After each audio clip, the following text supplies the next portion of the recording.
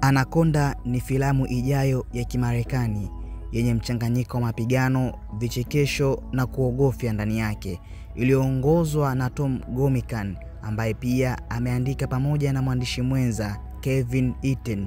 Filamu hii ni reboot, yani yenye kuanzishwa upya kutokana na hadithi ya filamu ya Anaconda ya mwaka 1997 na pia ni sehemu ya 6 katika mfululizo wa filamu za Anaconda.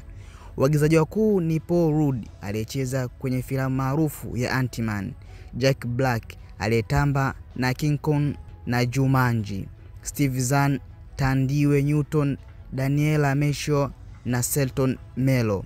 Hadithi ya filamu hii inahusu kikundi cha marafiki wanaojaribu kurekodi upya filamu ya mwaka 1997 ya Anaconda ndani ya msitu wa mvua wa Amazon, lakini maigizo yanageuka kuwa kweli, wanajikuta wakiviziwa na Anaconda halisi.